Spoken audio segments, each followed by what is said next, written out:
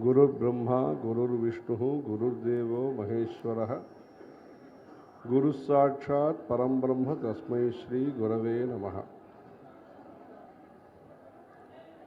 दृशि स्कंदमूर्तिः श्रुतौ स्कंदकीर्तिः मुखे मे पवित्रं सदा तच्चरित्रं करे तस्य कृत्यं वपुः तस्य भृत्यं गुहे सन्तु लीनाः मम अशेष भावाः।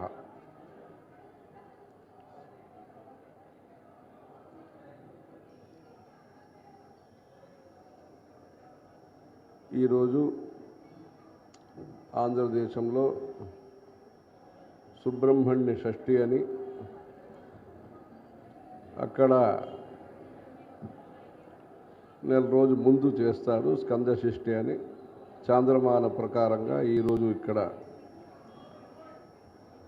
సుబ్రహ్మణ్య షష్ఠి ఉత్సవం జరిపిస్తున్నారు.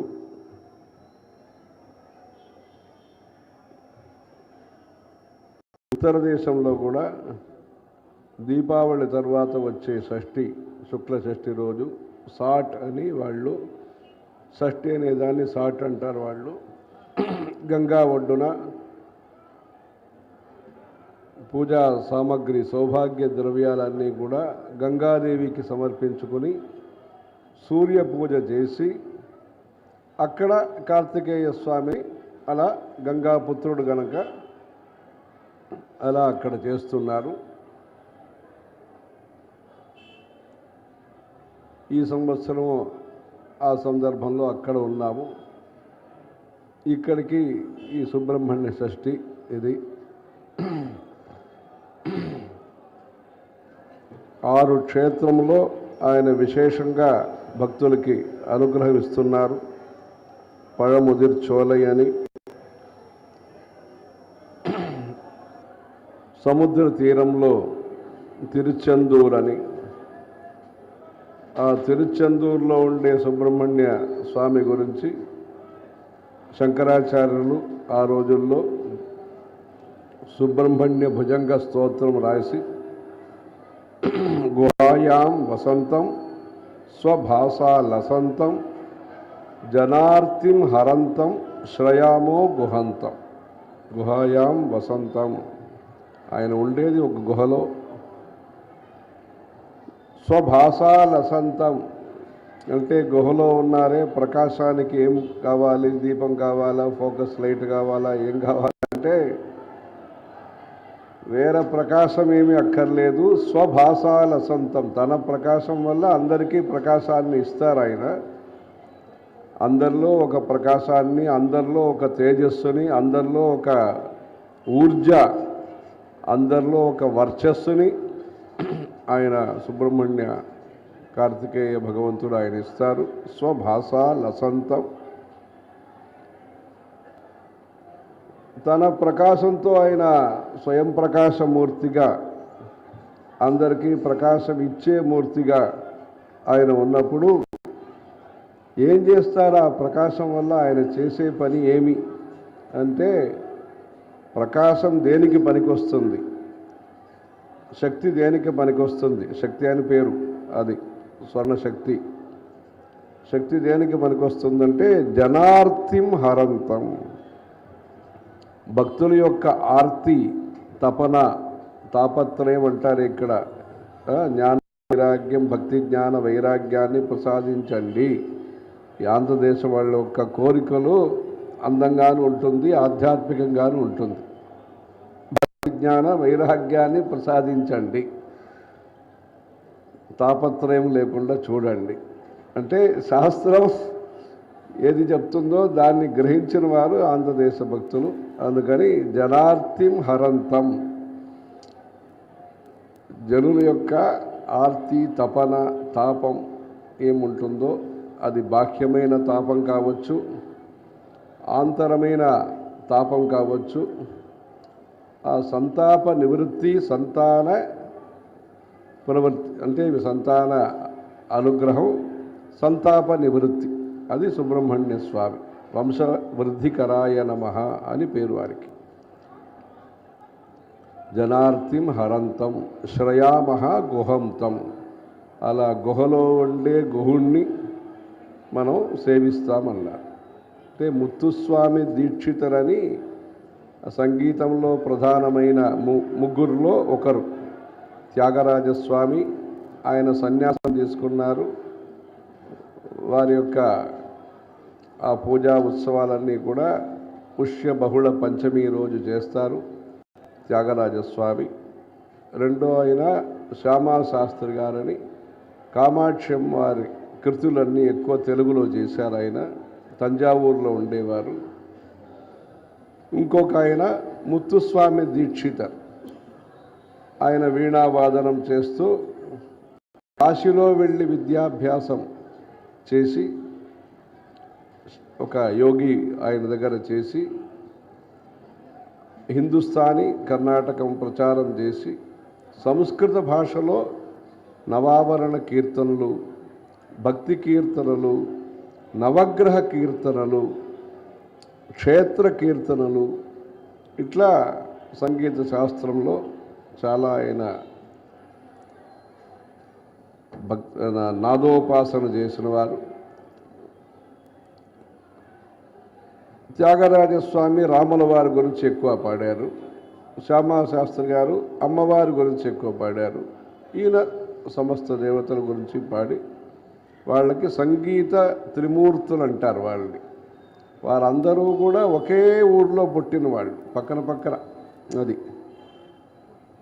వారు పుట్టిన ఇల్లు ఏముంటుందో ఇదన్నీ కూడా మన జయేంద్ర సరస్వతి స్వామి వారు సంగీత ముమూర్తి ట్రస్ట్ అని పెట్టి వారి ఇల్లని కొని ఏర్పాటు చేసి అదొక ట్రస్ట్ కింద పెట్టి సంగీత త్రిమూర్తి ట్రస్ట్ అని పెట్టి దానాన్ని బాగు చేసి ప్రతి సంవత్సరము వారి వారి పేరుతో ఉత్సవాలు నడిపిస్తూ త్యాగరాజస్వామి ఉత్సవము, శ్యామాశాస్త్రి గారి ఉత్సవము, ముత్తుస్వామి దీక్షితర్ గారు వీరందరూ కూడా తిరువారూర్ అని తంజావూరు పక్కన ఉంటుంది.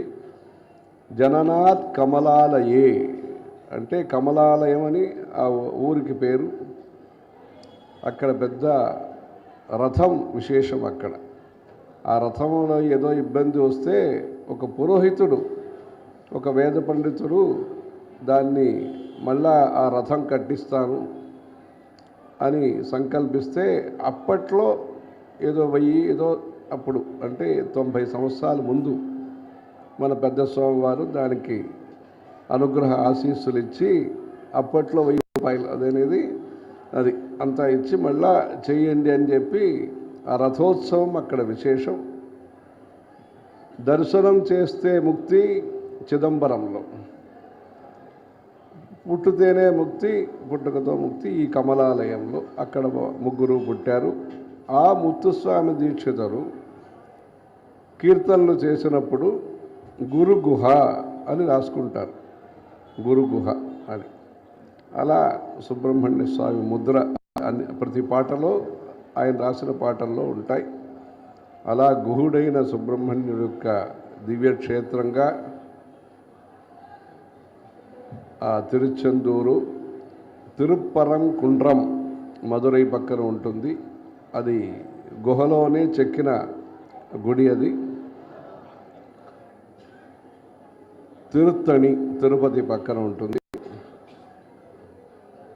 పழముదిర్ చోలై అని ఉంటుంది కోయంబత్తూరు పక్కన. స్వామిమలై అని ఒకటి. ఆ స్వామిమలై అది మన పెద్ద స్వామివారికి అది కులదైవం. అది ఇప్పుడు కూడా ప్రతి సంవత్సరము వ్యాసపూజ చేసినప్పుడు ఆ బట్టలు నూతన వస్త్రం ఏముంటుందో అది అక్కడికి పంపించడం జరుగుతుంది. ప్రతి సంవత్సరము అక్కడ వస్త్రం అది వ్యాసపూజ సందర్భంగా అక్కడ స్వామిమలై వేదపారాయణ ట్రస్ట్ అని పెట్టి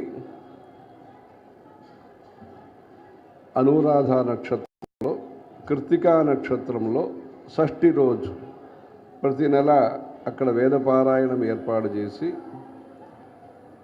నిత్యం కూడా ఒక వేద పండితులు ఏర్పాటు చేసి నిత్యం వేదపారాయణం. అంటే స్వామివారు ఈ దేశంలో వేద ప్రచారం ఘనంగా జరగటానికి వారు కృషి చేశారు కనుక వారి యొక్క కులదైవం ఆ గుడిలో వేదపారాయణం మంచిగా జరగాలని దానికోసమైంది. ఇక్కడ కూడా వీరు భీమవరంలో బాగా పెద్దగా వేదపారాయణానికి బాగా మహావిద్యాలయం ఏర్పాటు చేశారు. వేదో నిత్యం అధీయతాం అని శంకరాచార్యులు చెప్పారు. అందుకని ఆ స్వామి మలైలో ఆ వేదపారాయణానికి ఏర్పాటు జరిగింది. ఆ పేరే స్వామివారికి పూర్వాశ్రమంలో స్వామినాథ అనే స్వామివారి పేరు. అది మన జైన సరస్వతి స్వామివారి పేరు కూడా సుబ్రహ్మణ్య అనే పేరు పూర్వాశ్రమంలో. అలా జ్ఞానమూర్తిగా ఉంటారు. ప్రణవ మంత్రాన్ని తన తండ్రికి ఉపదేశం చేసిన ఆ గొప్ప అవతారం అది. సుబ్రహ్మణ్య అవతారం అనేది గొప్ప అవతారం. అలా జ్ఞానమూర్తిగా ఉండే ఆయన సంసారం కూడా మంచిగా నడవటానికి అనుగ్రహిస్తారు. ఆయన ప్రణవ మంత్రం ఉపదేశం చేసిన సంసార బంధం నుంచి, సంసార చక్రం నుంచి మనం బయటికి రావటానికి ఆ అధ్యాత్మ జ్ఞానం, అద్వైత తత్వజ్ఞానాన్ని ఆయన ఉపదేశం చేసిన సంసారంలో కూడా మనం కష్టం లేకుండా ఉండాలని చెప్పి వంశవృద్ధి కోసం ఆయన అనుగ్రహం వ్రతం చేస్తే, సుబ్రహ్మణ్య స్వామి వ్రతాలన్నీ చేస్తే మనకు మంచిగా వంశవృద్ధి కలుగుతుందనేది కూడా మనలో ఉండే అనుష్ఠానం కనుక ప్రతీతి.